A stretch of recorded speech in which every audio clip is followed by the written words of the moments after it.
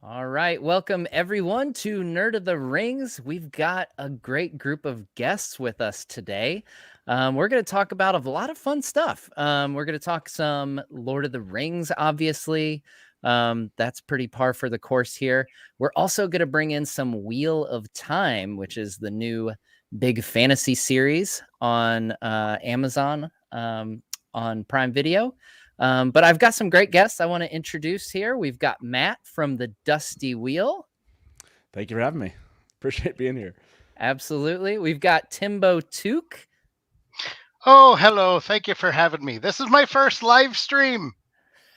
Excellent. And Timbo actually is going to be doing a live painting. So Timbo, you can feel free to start whenever you want and chime in as you'd like. But Timbo's channel, his whole thing, he's got like a Bob Ross of Middle Earth thing going. So I love putting his stuff on in the background when I'm writing scripts. So he's going to be painting from a scene from the Second Age today. And then we have Helen, aka the Clueless Fangirl. And she's muted and just tried to talk. Yeah, sorry, I always do this because when you have YouTube on as well, then you hear yourself double. Sorry. Yeah, clueless. Well, got my name for nothing. But hi, beautiful people. Awesome. Well, yeah. So we're gonna do a variety of things. Obviously, a lot of you are probably curious about the John Rhys-Davies giveaway for the virtual one-on-one with John Rhys-Davies. We'll be announcing that at 8:30. So here in about 27 minutes. Be sure to hit that like button so we get some wonderful visitors in here so we can all hype that up.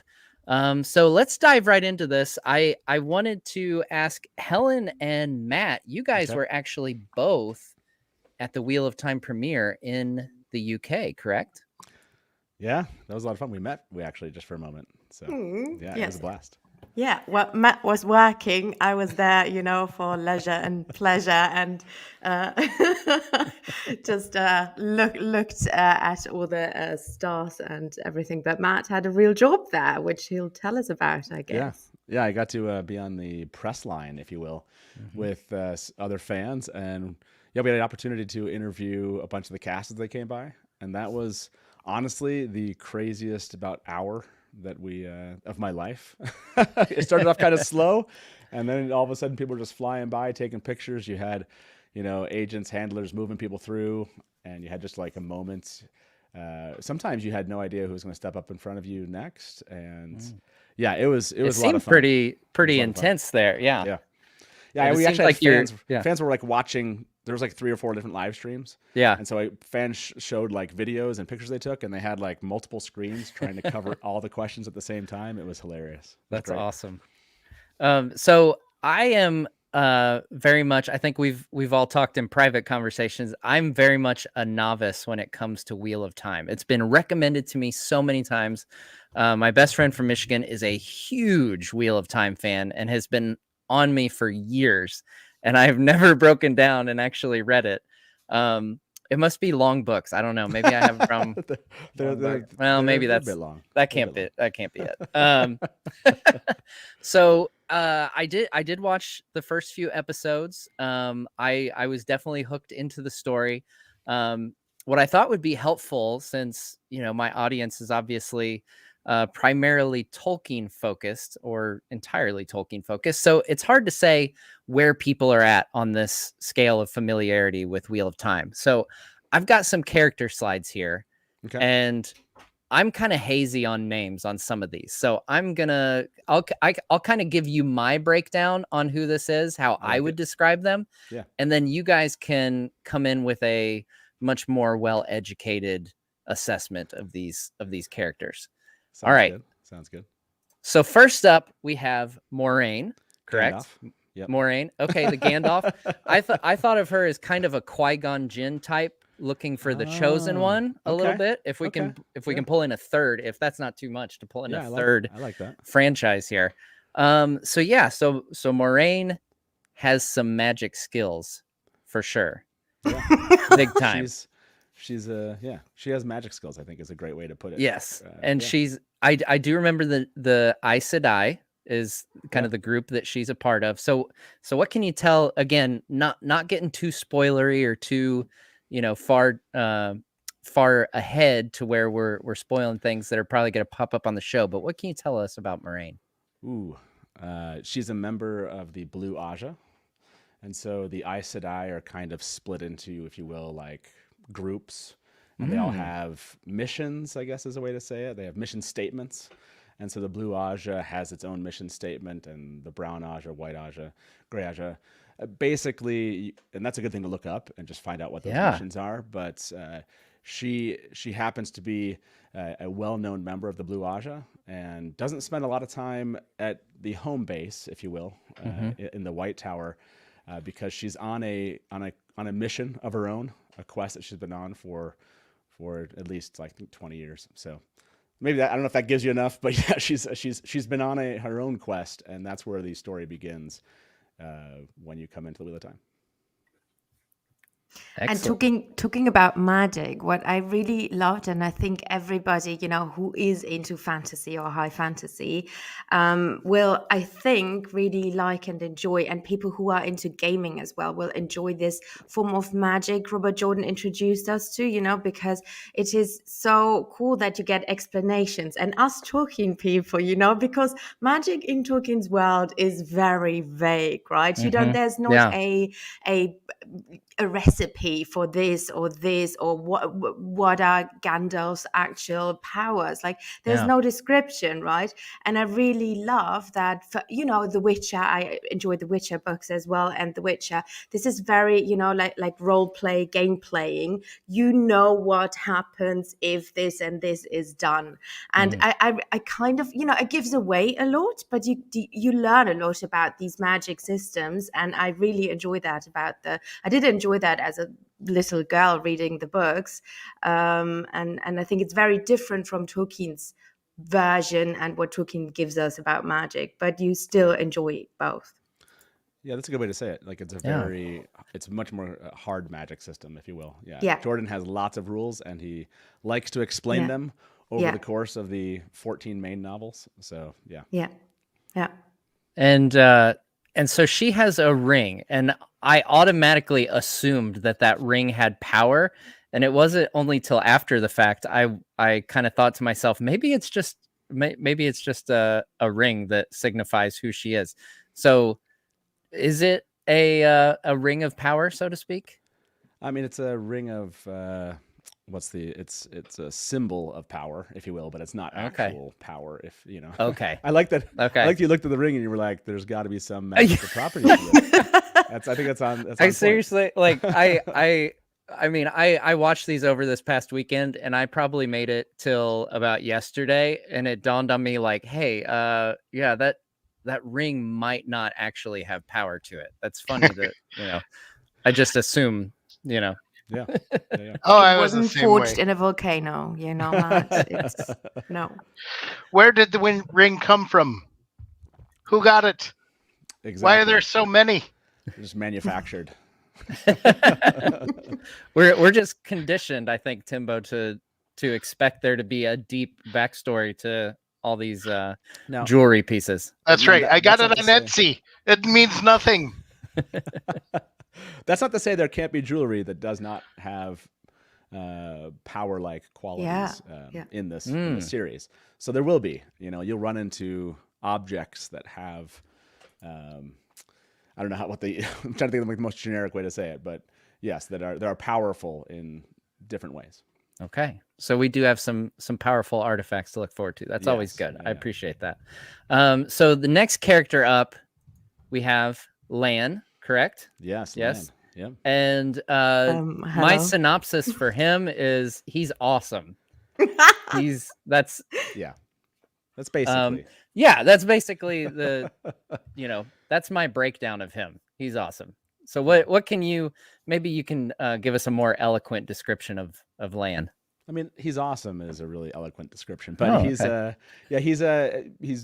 some fantasy fans believe he is the greatest swordsman in fantasy, but others I'm sure would disagree. So but he is awesome. He's the bond that a warder has with their Aes Sedai, in this case, he's bonded with Moraine, gives him kind of like amps him up, right? Gives him like plus 10 on certain things, so he becomes even more awesome. He was awesome before he was bonded, but it just adds to it, if you will.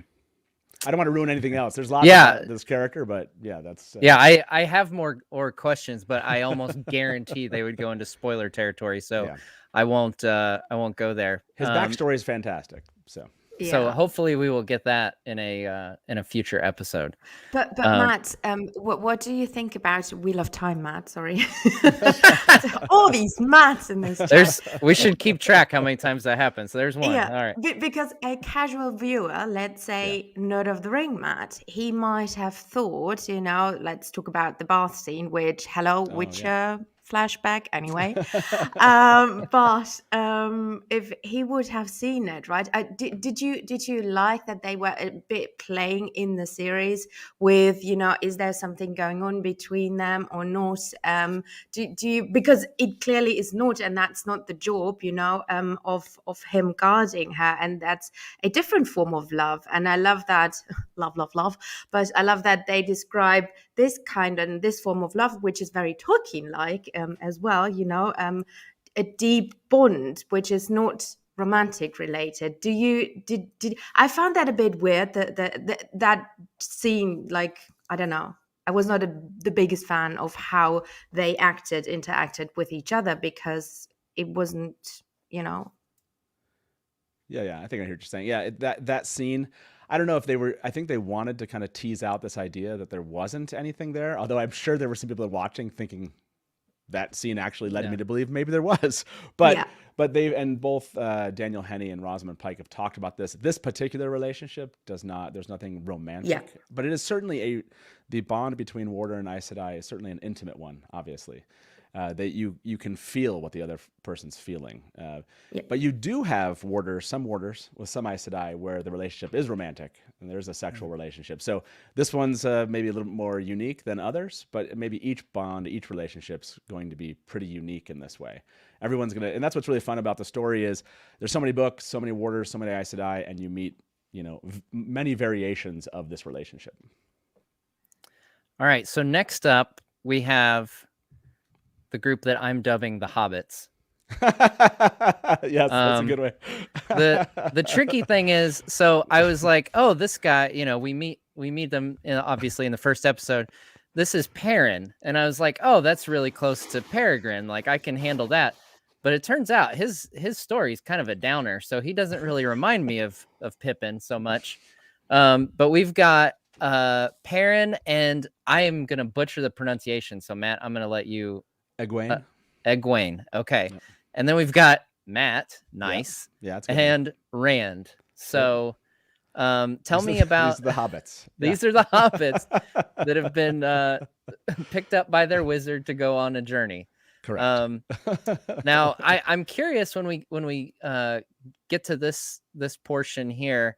I wanted to bring up, how is this tracking so far with the books as far as the events and everything, like the way they split up now, like, is that playing out how it does in the books? So I think the general format of them leaving their village, their town, and going with Moraine, and each having their individual journeys and who they are as individuals is very much in line with the books. How they get there, how Rafe, the showrunner, and their team have begun each one of their journeys is maybe a little bit different than the books, or a lot different depending on the character. For example, like you're mentioning, Perrin's beginning in the show, different than in the books. Okay. Significantly different. Matt's not so much, other than his parents, if you will, like his family life. That's not how it's explained in the books. Egwene, that's pretty much on par with, the person you meet. And Rand is pretty much on par. So it's where you see changes are with Perrin and Matt and how their story begins. That's how I see it, at least. Okay.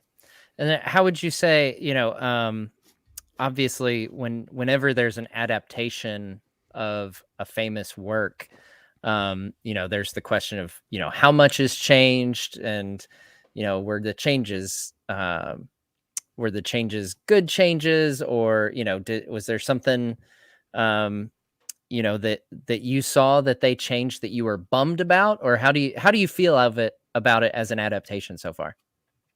Ooh, great question. I was prepared. Like, I've been covering the show for the last 2.5 years. So a lot of the feelings of the idea of changes, what those changes were going to be, the showrunner had talked about a lot of these things, not specifically for these characters, just that there were going to be changes. Expect them. Brandon Sanderson, who finished the last 3 novels of the Wheel of Time, he talked about in like Reddit stuff that he wrote that there were going to be changes.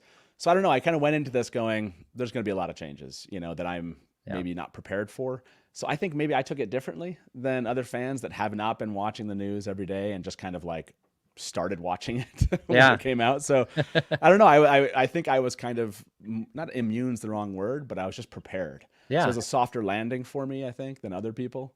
I think Perrin's beginning is just very like shocking. It's shocking. If not, some people hate it because it feels like very tropey. And for some reason, I didn't realize this. There's lots of fans of Matt's parents in ways that we don't really talk about them often among fandom. But his parents, all of a sudden, since they changed how those parents are portrayed in the show, that became a very kind of big topic of conversation. Big sticking point. Yeah. I will say, Helen, did you catch that Matt said, he's only been waiting on his show for like 2.5 years? I feel like I noticed that myself. I feel like, man, that's, you said it, Matt, as if it's a long time, but I just want to say, like, we've been waiting on 20 years for our show. Yeah. Okay. And the showrunners talked about the show.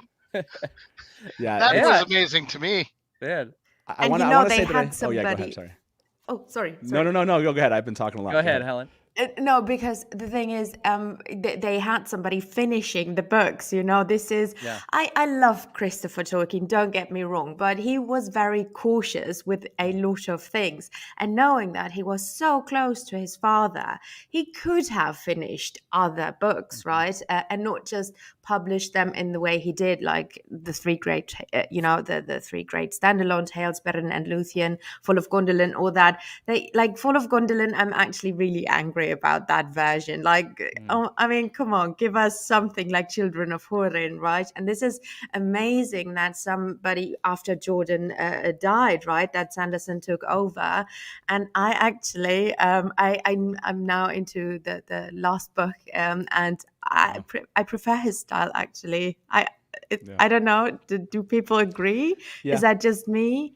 But no, there are fans that agree that there's a way that Robert Jordan wrote, and just the way he described things. It's like books full of descriptions. Me being a Tolkien fan, saying that and being annoyed on a high level, right?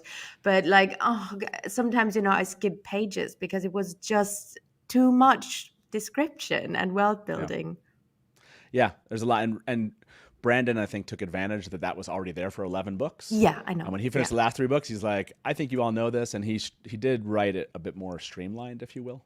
Yes. So a lot of people, if this makes sense, I think the majority prefer the way Robert Jordan wrote it. It's his series, and they got accustomed to it. Yeah. But there are certain moments where you're like, I'm okay that Brandon didn't describe that dress. I'm really okay with it. And then, then we just move on from there. I'm one of those people. Sure. All right, so we'll keep trucking through our characters here. Here's another one that I've heard these character names. I just don't know them well enough to, it's hard enough pronouncing Tolkien names. So once again, Nynaeve. Nynaeve, yeah. Nynaeve. Okay. So what can you tell us about Nynaeve? Nynaeve's like the wisdom, if you will, of the healer, the person that's you're gonna call you're calling the doctor if there's a problem in the town. Okay. And each town, like this one, has a wisdom, and also has an apprentice wisdom in this case, and was basically Egwene was going to become that person, if you will. And Nynaeve is a bit older than the rest of them, and just like a really core character to the books also. And I don't want to spoil anything, so Nynaeve's awesome. And she's from the same town or settlement, whatever they're called in these particular books, as our core four. So I kind of thought of her as like, in Tolkien there was a fifth Hobbit named Fatty Bulger, and if it's kind of like if the fifth Hobbit, instead of staying back home, was like a secret wizard or something, just showed up, sure. caught back up, and was like, "All right, game on."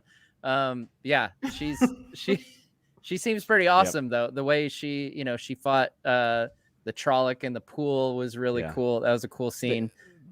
They captured her fierceness like that. She's really well known for that aspect. Like she's fiercely protective of her town, these kids, if you will, the hobbits that left.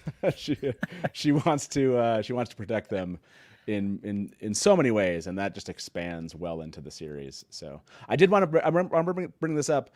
Fans have been hoping for and have been fan casting this TV series or this movie for like a couple decades. So we're right there with you. I jumped online in like 98 talking about the Wheel of Time, and ever since then we've been like wishing for a TV series. Yeah. So we're there with you. We empathize with your weight. I was gonna say I can't complain too much. After I jokingly say that because I know full well that Wheel of Time hasn't had much of any adaptation, and we've been spoiled. We've had 6 movies, here in the last 20 years, so we can't complain too much. But it's just that, man, Amazon announced it so long ago. It feels like so long ago.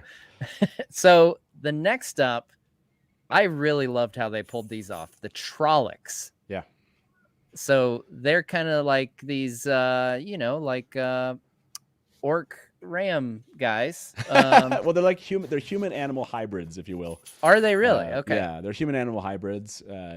And different animals, so that's why you see just different some looks variation. To the Trollocs. You might get like a bird beak or something, but they're definitely a hybrid that it's hard to explain. But let's just say they come from an apocalyptic past. When they were created.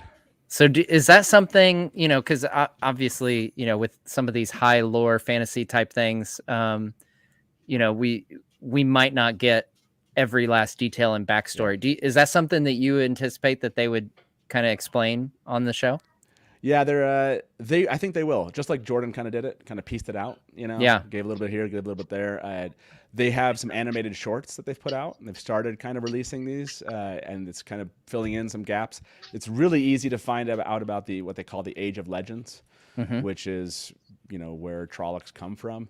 And you can kind of go back and kind of figure that and get that data right now if you wanted to look it up and just understand it, but you might run into some spoilers that you didn't intend. So gotcha. So tread lightly is what you're saying. Exactly.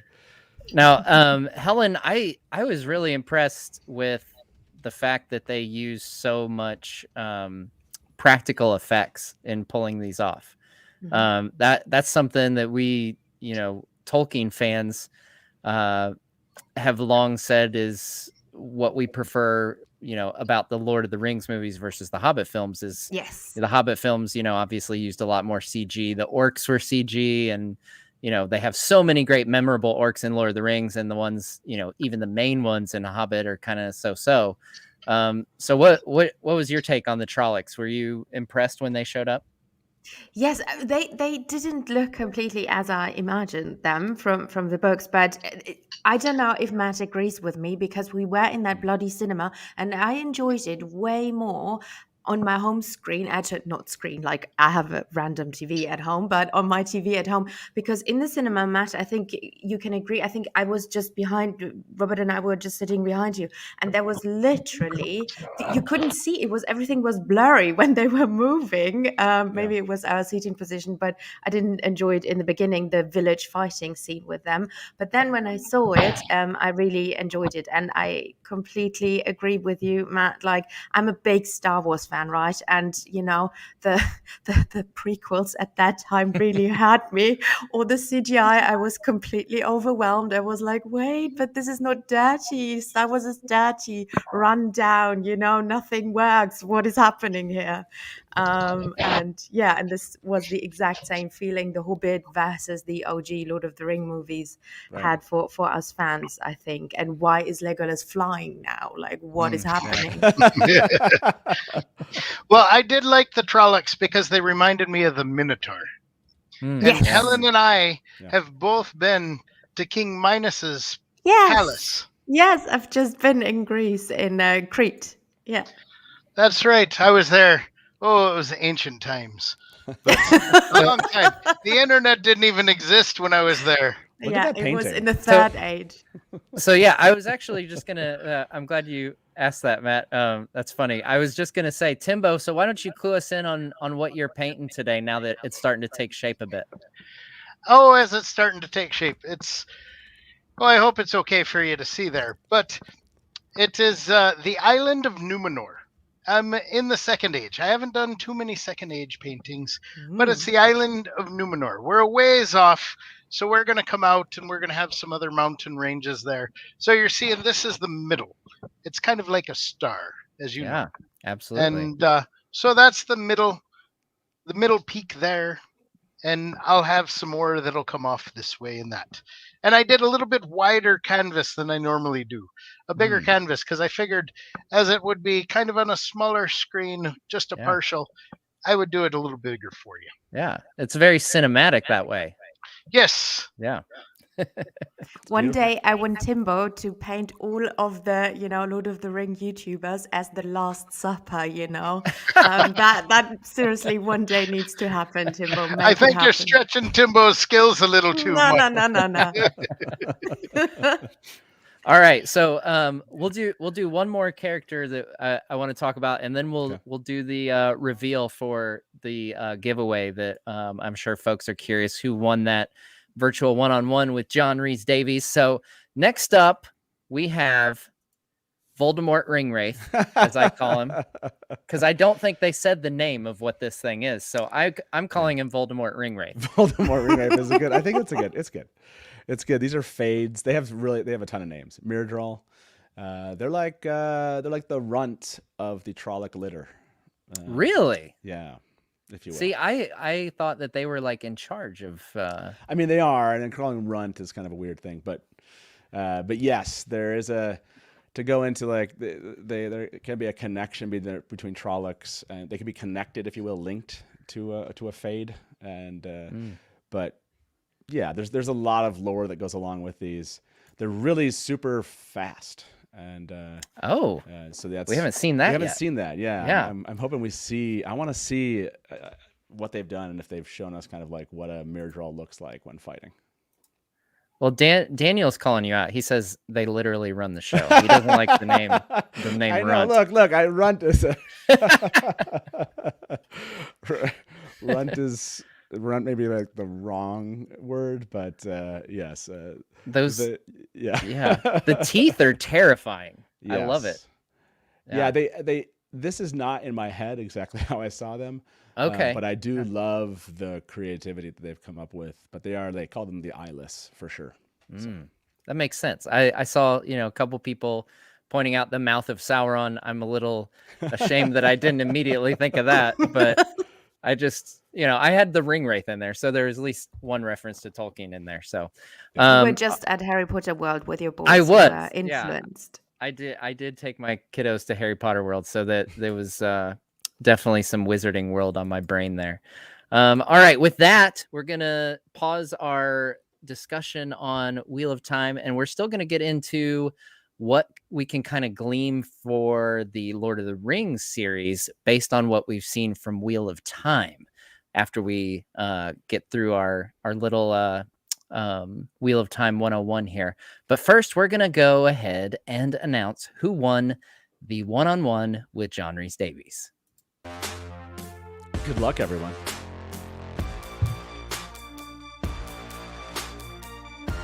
James Tauber. James. I love it. Congrats to James. Very nice. $2,600 raised. Nicely done, everybody. So this video was sent to me by it's time to shout James fundraiser. They're very appreciative, very excited. So thank you to everyone who donated. Very cool. That is very cool. So glad. It went to a great cause. They were super pumped about it. And James gets to go have a virtual one-on-one with John Rhys-Davies. I see him in chat. He's in chat too. Is he really? Nice. Yeah. Hey, look, there he is. Yes. He says, yay. Oh, That's an so appropriate cool. response. I would have All right. probably added maybe a couple more exclamation points, but that's okay. Exactly. Come on, James. So we're taking it away from you. All right. So next character here, or characters, I should say, Like it. is these guys. The White Cloaks. Is that right? The White Cloaks, yeah. And the guy on the right here he's like he's a bit of a ring wraith himself. He's got a nice collection of rings going. He does. Yeah, that's so the weird thing about these guys is, you know, I thought initially when we were introduced, like, oh, these guys are pure evil, but they kind of talk like they're against the darkness, or, you know, yeah.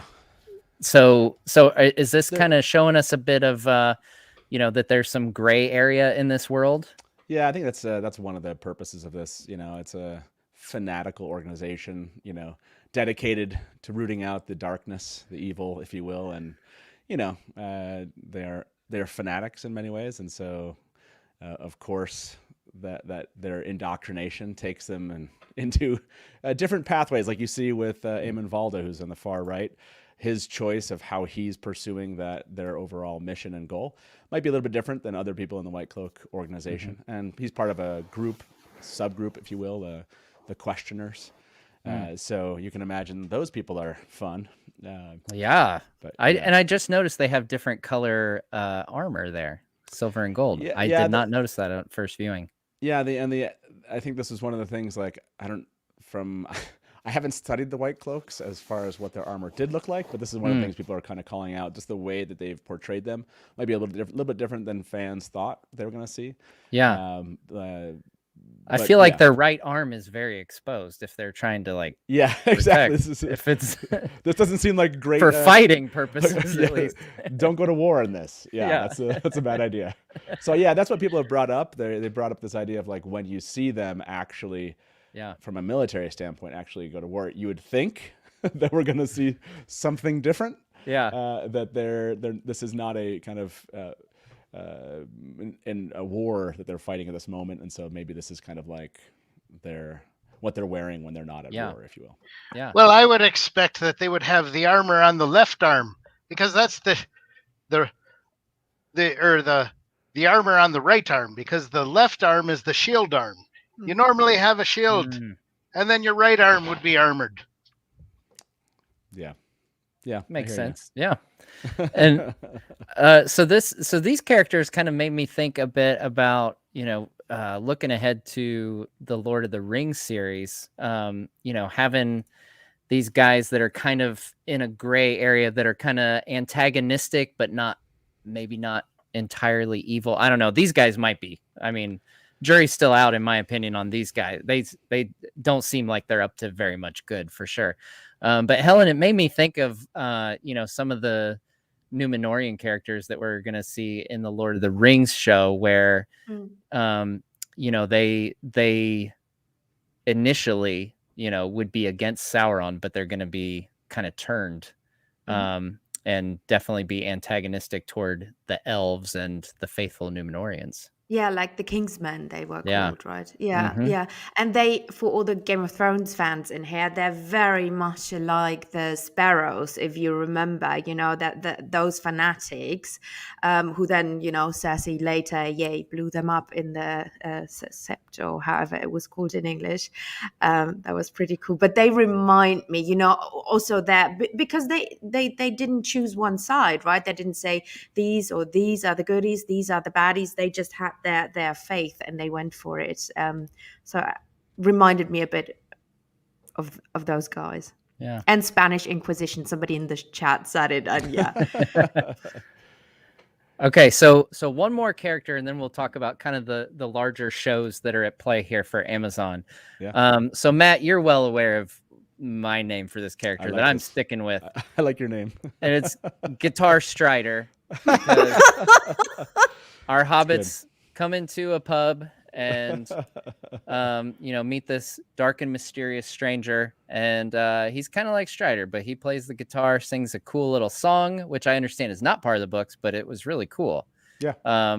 So yeah, what can you tell us about Tom here? Well, Tom in the show versus Tom from the books, like that's where that's where some of the divergence happens. Obviously, they introduced him a little bit later than he's introduced in the books, just for, I think, sheer not overwhelming the viewer. Yeah. He is. I don't know. They've given us a little more gritty Tom.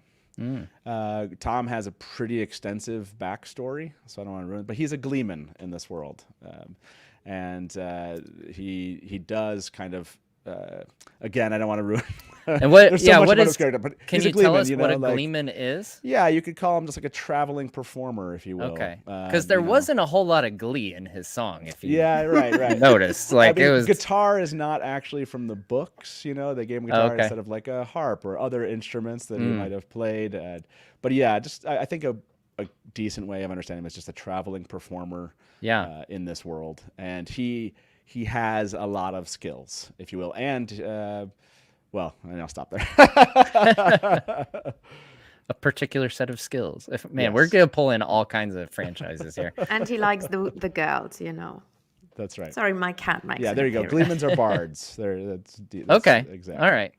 Yeah, because there, like I said, there wasn't a whole lot of glee going there, but it was a cool song though, and I understand that kind of calls back to the what we could call like the prologue to all this story a bit. Yeah. Yep. It's a good.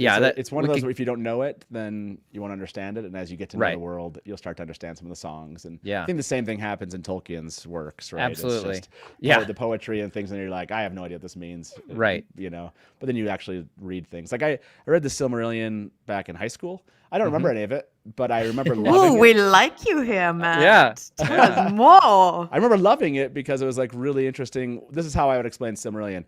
It's like cool snapshots of the past. I don't know. Yeah. that's in my head at least. So that's the Silmarillion to me is where you can kind of go learn some and get steeped in some of this stuff. And in the same way, you won't understand a lot of these things until you get steeped in some of the lore of the Wheel of Time. Yeah. And that's one of the things that I actually find both amusing and kind of awesome about Tolkien is that, when Lord of the Rings came out, none of this other material was out. And so he would reference people and events, and it would just be a passing reference. And, readers at the time, would be like, oh, I wonder, who's Beren and Luthien that this guy's talking about? It's like, too bad you don't know. It's not going to tell you. Yeah, right. Queen Baruthia. Like he's talking about a lady with cats, and you're like, what? Yeah, I just read that. I was listening to the audiobook the other day, and the part where Aragorn makes reference to the cats of Queen Baruthia, and that's it. It's just a passing reference, and it's like, too bad. Sorry about you. So, but Guitar Strider, by the way, Guitar Strider. Yes. Great name. I'm sticking with it. I know that I feel like he might be my favorite character, just based on his introduction. I was like, it felt like a good character, like Aragorn, So Helen, Matt, whoever wants to take this question and run with it. So what do you think we could kind of glean from Amazon's approach to Wheel of Time, looking forward to September of next year, when we finally get the Lord of the Rings? I think Helen should take this one. Yeah, for sure. Well, we can pray that there will be some marketing finally. I mean, there's hope, But actually, I mean, Matt might know, when did the real, when did they send out promo material? When did the first behind the scenes or the first trailers drop? I think this summer for Wheel of Time, right? Right at the beginning of August. September, I don't know. It's August or September, something like that. So imagine like 3 months before, maybe. 3 months before, and it wasn't until this last month and a half where you really started seeing things just really ramp up. And then they were everywhere, right? Yeah. Yes. the Yeah. last 2 weeks have been pretty crazy just from a marketing standpoint. And I love the approach that, and this is what I think they announced very early on, with the Lord of the Ring things as well, that they will approach a new way. I mean, I work in marketing; this is my livelihood, right? And that they want to market it in a different way. And you see what they did with the guys. This is what I was telling you, like literally on the red carpet. That was not, I mean, I watched it. That was not the BBC. Well, there were these stations as well and broadcasters as well interviewing the cast, but at the world premiere they had YouTubers interviewing the cast and doing a lot of content for a specific target group. So I think they narrow it really down. They try to find where are fans, where are additional fans, and I think Lord of the Ring fandom is the base is very different from the Wheel of Time, because I think we had these movies and films, and then you have the crazy people. So you have the regular people who saw maybe just the Hobbit or the 3 OG movies, and then you have the crazy book people like Timbo, Matt, and Helen over here, and the other Matt, as we learned now. And I think for that it will be a bit. They need to do a bit more to target the audience and to win over new people. But I find it interesting that they, now saw, the times have changed. People don't open a newspaper or, don't watch a TV commercial anymore, but they go to YouTube or to other, social media channels for information. If you want to know, where Sauron's main fortress lies, you most likely watch a YouTube video these days, right? So I found that interesting, and that they included you guys. And I think that was really, really cool for the fans as well. Oh, yeah. The fact that they did, again, they didn't, and it wasn't one of these where they just went out and were like, okay, if you have 1 million subscribers, then we'll bring you in. That was really cool. They've done a lot of they did events that were not necessarily the premiere. Yeah. I mean, it wasn't the London premiere, but it was the premiere across, for example. That was so cool. Yeah. The US, and they involved fans to go kind of host a viewing of the premiere. So yeah, I hadn't even thought about that, but yeah, I would assume if they felt like it was successful, I would assume that that's coming Lord of the Rings way, Lord of the Rings fans way. So that's really cool. So now, Matt, you've got to get going here soon, because if you're not familiar, I'm sure a fair number of you here are, but Matt has his weekly show at 9:00 on Wednesdays. So he's about ready to do a back-to-back here and jump into his show. So my last question for you, Matt. Okay. Overall, what are your feelings on what you've seen from this adaptation so far? Knowing that, we Tolkien fans still have 9-10 months ahead of us. So we're living vicariously through you right now to see your fandom have a series released. So tell us how does it feel to have this show released, and what are your thoughts on it as a longtime Wheel of Time fan? How do you think it's gone so far? I think it's one of those where it being a TV series, right? They have 8 episodes to kind of build their story, and it feels like to me like every episode's been getting better. Does that make sense? Like the first one, that pilot episode, that one I think fans reacted to the most, kind of either they loved it or hated it, kind of thing. It seems like that, and then as it built into the story, just like I felt like the third episode to me has been the best. I've really liked what they've done. There's a lot of layering, which Robert Jordan fans are used to, and I'm sure that Lord of the Rings fans are used to this. There's so much layering that the writers have done that when people have gone back on rewatches, 4, 5, 6 times of rewatching this thing, they're like, "Oh, did you see in that far left corner? This thing blinked, or there's a little noise that sounds like a wolf right before this type of scene," and all of a sudden we're dissecting it. Right? It feels like it. It feels like they've done a good job of saying, I get that this is going to be different than maybe what you were expecting, but we're also kind of want the fans that are fans of the books to realize that they care about the material. That's how it's at least seemed to me. I think Rafe Judkins, the showrunner, was doing an AMA on Reddit today. Just answered a ton of questions, and I don't know. For me, I've been listening to him for the last 2.5 years, him and Brandon and others, and it feels comfortable because it seems like they care about the material. Regardless if they made changes, they made them, it sounds like, at least knowingly, and that's all I guess you can ask for in Hollywood. Yeah. It is that you have a passionate fan, if you will, as a showrunner, and that other fans are involved. There's a Wheel of Time TV consultant named Sarah Nakamura. She's involved in the project. Obviously, Brandon Sanderson, who finished the last 3 books, involved. Robert Jordan's late widow, Harriet, is involved. So what else can you ask for, right? Yeah. There's changes, but they seem like they've cared about that. And so I hope that we continue to see just kind of episodes getting better and better and better as we go through the season. Yeah. And that's kind of, I think that's the big thing that Tolkien fans are hoping for in turn for the Lord of the Rings show. And I think a lot of just people in general, their natural inclination is to worry if they don't hear anything. And we've not heard much. So yeah.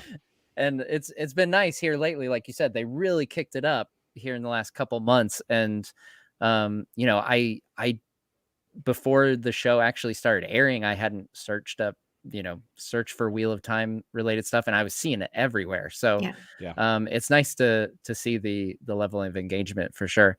Well, Matt, I'll let you go. You got to go prepare for your show. So folks, be sure to hop over to the Dusty Wheel here at 9:00. We're going to be ending our stream here around that same time.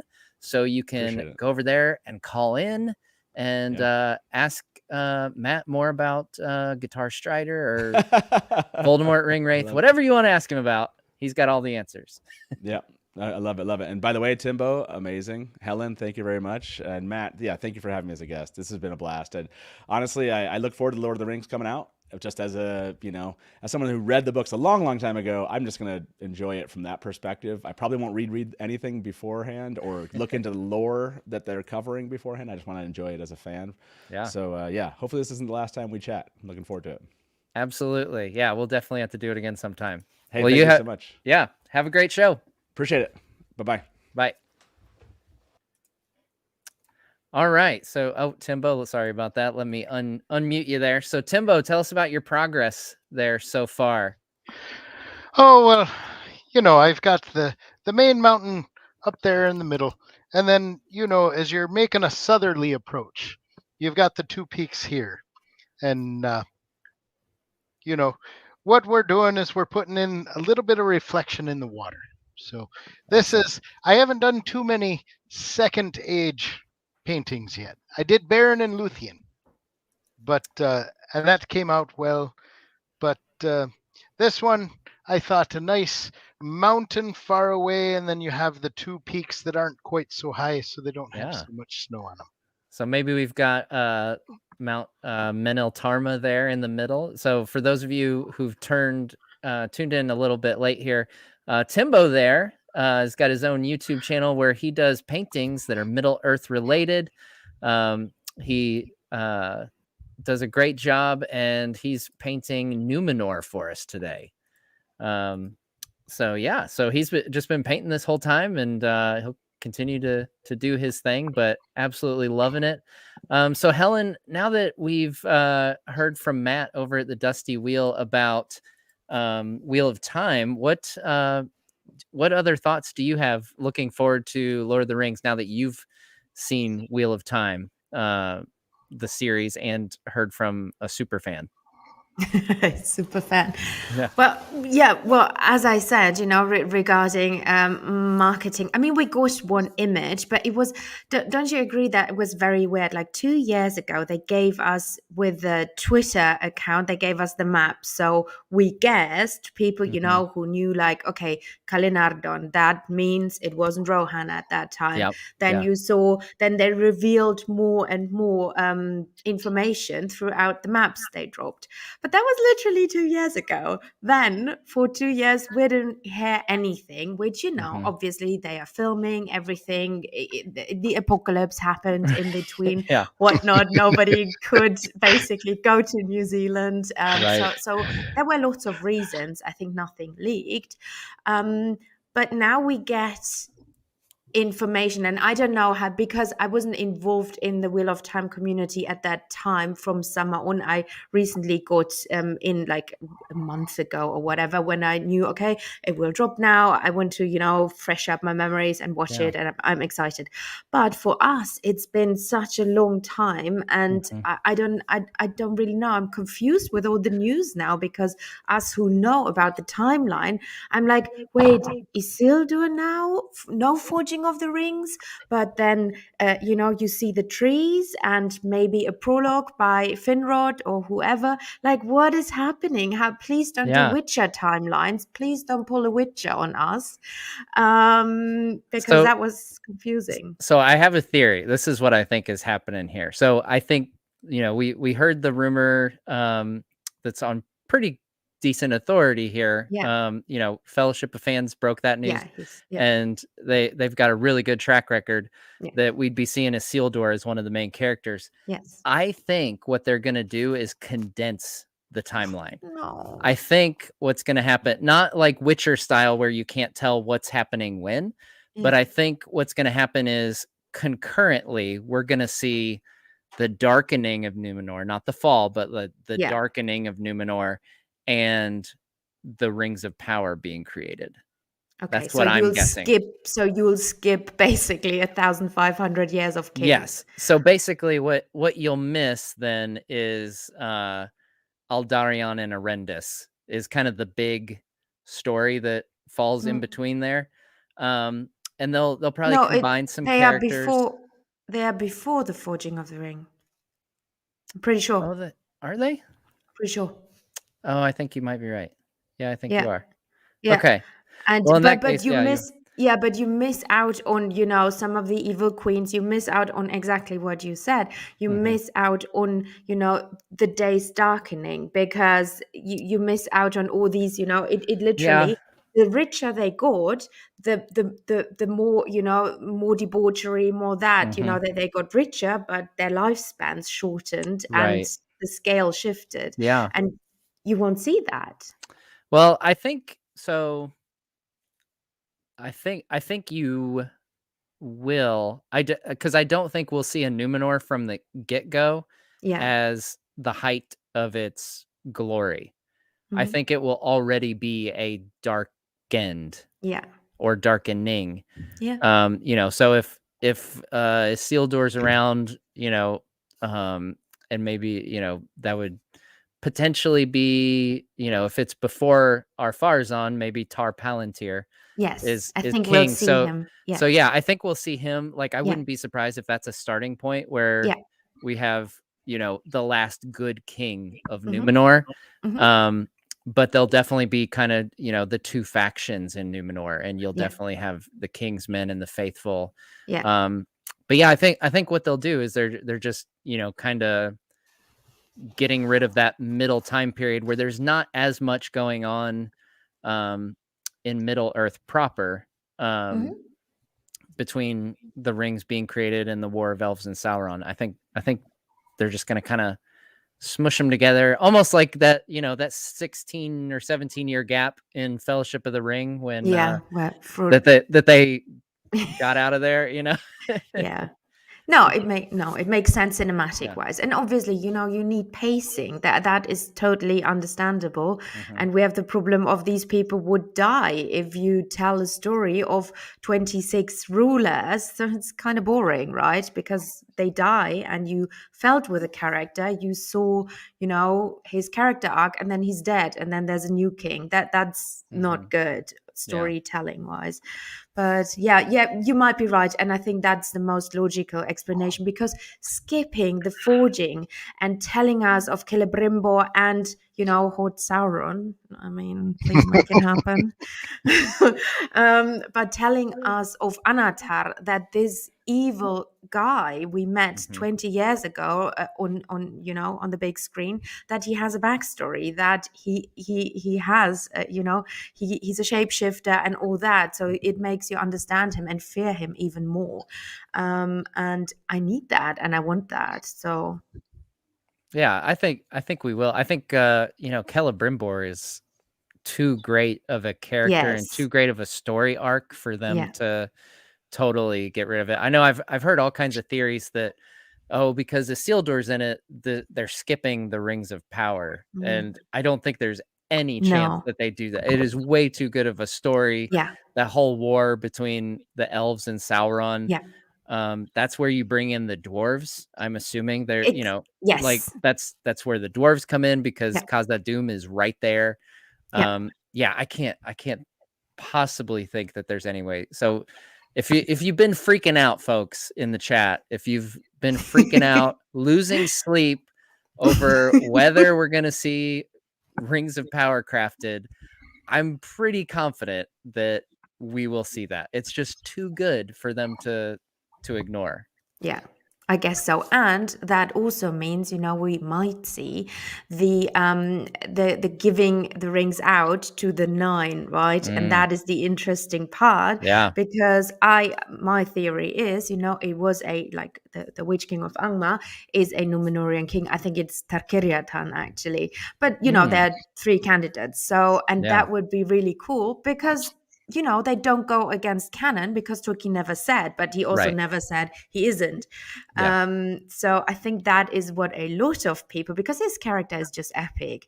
And I think a lot of people will be interested, who are these 9, right? Yeah. How did he turn 9 former good men? How is that possible? I think that's also a cool part of the Legendarium they can show. Yeah.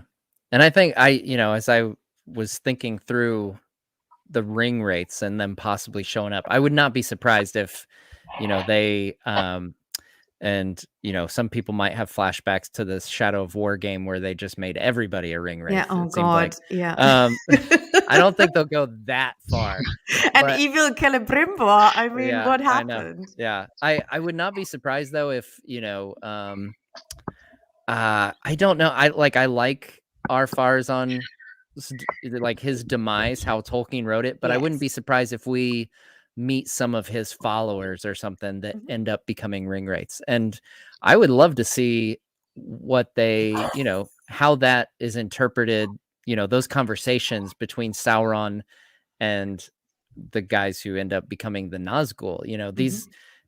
Tolkien makes it clear that, these Númenóreans were so bitter and fearful of death, and bitter at the fact that they had this seeming curse of mortality, that I feel like it'd be pretty easy for Sauron to swoop in and make them promises. Obviously he does it to the entire island pretty much.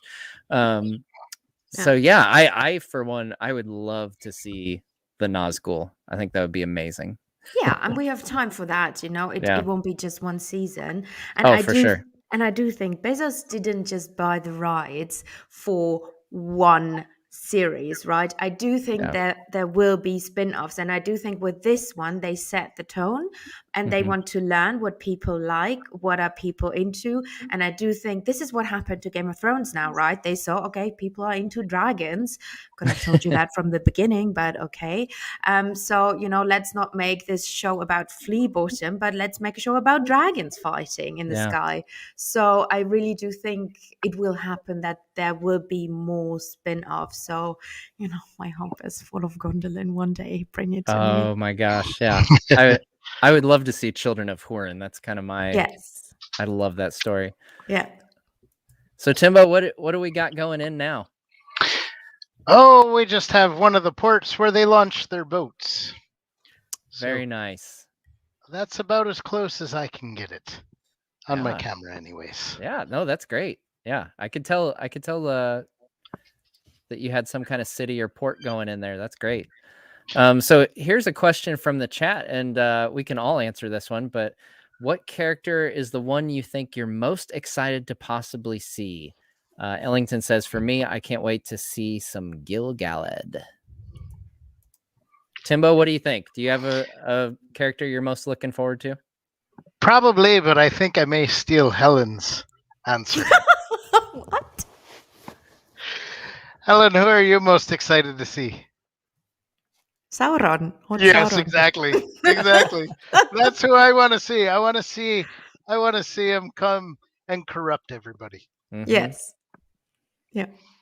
I figured it would be the same. Timbo, great minds think alike, you know. Man, I have so many. Like Yeah. I definitely want to see some dwarves for sure. We'd have for those who don't know, Helen and I have this thing in our group Discord where she's like the dwarf hater and I'm the dwarf lover. So Yeah. she's probably one of those people who thinks Feanor did nothing wrong, I guess, or something. But anyway, so I have a lot of answers. So dwarves, Thingol I'm was very excited. guiltless. Oh my gosh. Unbelievable. So dwarves, obviously, Elrond is one that I'm really looking forward to. I think he's got a great backstory. Like he's got a tragic backstory. If they can, go through and talk about what happened to him and his brother in the First Age, he's got all these connections to Numenor. His brother was the first king, and like all these people, not all of them, but the ruling line are related to Elrond.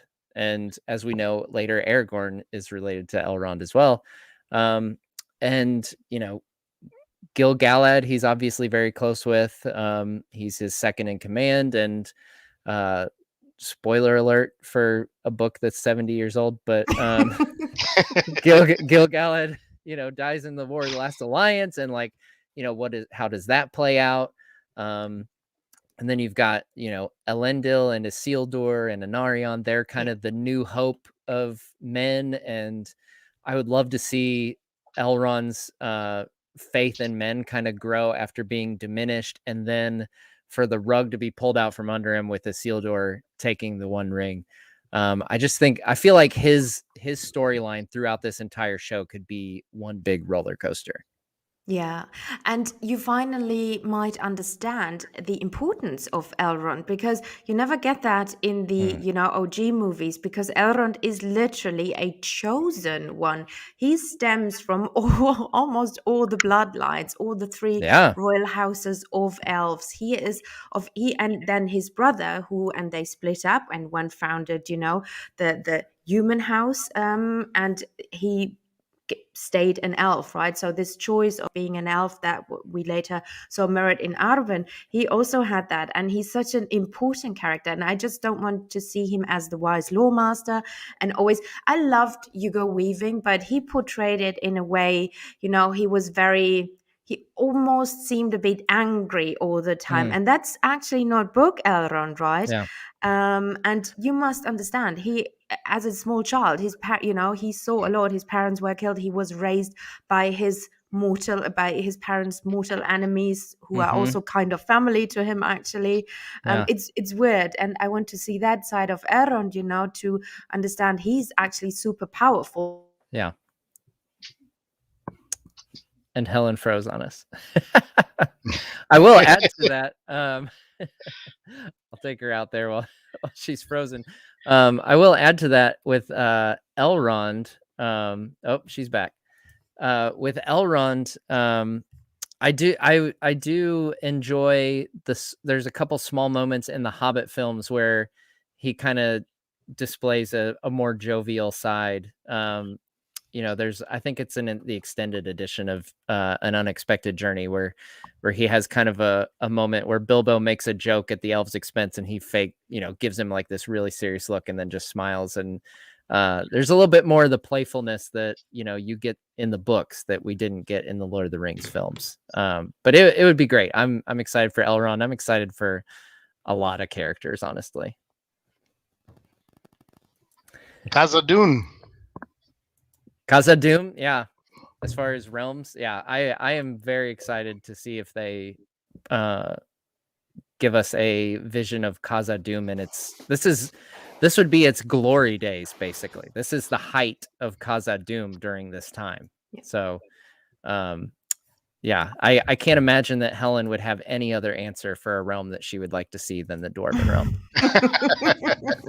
No, but you know what realm I'm really excited to see, and I want to see elves having strife and king strife and arguing, and I do think they are setting that up with, if they show the forging of the rings, and if they show, sorry, I think my it's either my internet is going to sleep or whatever is happening. I think my quality is really bad, but I hope you can still hear That's okay. me. We can still hear you great. Yeah. Yeah, sorry. Anyway, there's a storm outside, so it might be the storm. So what I'm really excited to see is, Eregion, and then Celebrimbor with Gilgalad, right? And Lindon with Gilgalad, and then Eregion with Celebrimbor, and then Galadriel also. Actually, she was there, but then she left, and they kind of, you feel they must have argued. There must have been an argument because, and it was over Sauron and the forging of the rings and or Anatar. And I really do want to see that, because you always get the elves, they're all friends, it's all happy-go-lucky, and it's Unless not. you read the Silmarillion. Yeah, definitely not in the First Age, but and it's actually all one family. They're all related to each other if you think of it, and I think that's so cool to see of them arguing and having arguments, and then like the fraction Linden splitting up from Eregion and the Gwaith Emirdain, and they are doing their own thing, falling in Sauron's trap. I think that is so cool to see. Not the happy-go-lucky elves, but yeah.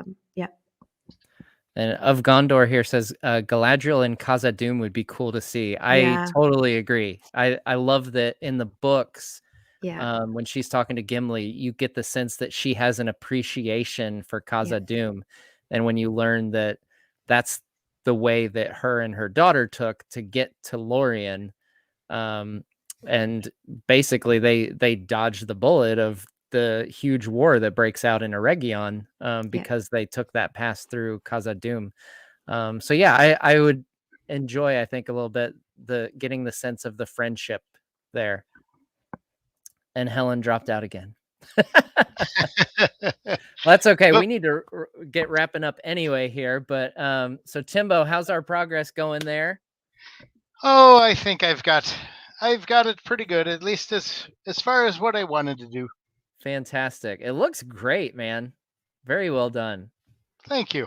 I'm glad that we could have it's a very, I've said this many times to Timbo, and I'll say it again here on the stream. I love putting his stuff on when I'm writing a script, and it's just very mellow, and he's got a great way about him. I just love watching his work. So guys, tell us where folks can find your channels and what kind of stuff you do on your channel, so we can send people your way.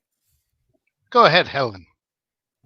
Okay, well, I am the clueless fangirl, not super clueless on anything Tolkien related, but there are mean people in the comment section. No, that's how I got my name, actually. And I do similar things like that. I do have a discussion panel every now and then on my channel, which is like an hour or 2 hours long, where I do stuff like this, mostly about one Lord of the Ring related topic, mainly one First and Second Age, and I do have lore videos, so it would be epic if you subscribe to my channel. I'm teeny tiny, and again, I focus mainly on Silmarillion content, so if you're interested in that. But I will cover the show when it comes next year.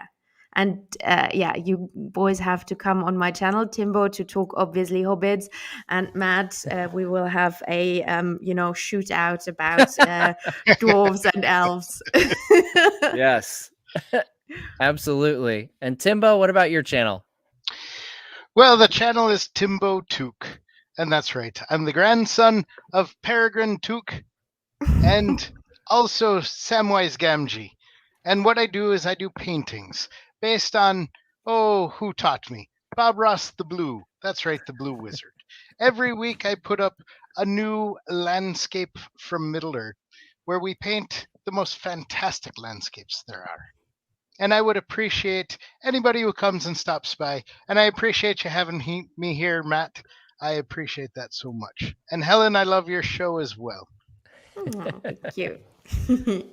Well, I must say, so Dylan said he's finally understanding what he was reading in the 5th grade. If that was a class assignment, you lucked out big time, because I did not get to read Tolkien in school. If I had, then I could, I would have been diving headfirst into this much sooner. I probably would have got worse grades for it, except for the classes where this was assigned, I guess. But all right, well, folks, thank you so much for joining us tonight. We've had a lot of fun chat with Matt earlier from the Dusty Wheel. So go check his channel out. They should be starting their stream now, or in the process right now. So click on over to them. Be sure to check out Clueless Fangirl as well as Timbo Took. Subscribe to all those channels because you need more subscriptions in your feed so you have more fun, nerdy, and geeky stuff to watch on YouTube. Thanks, guys, so much for joining us, and we'll see you next time on Nerd of the Rings. Bye-bye.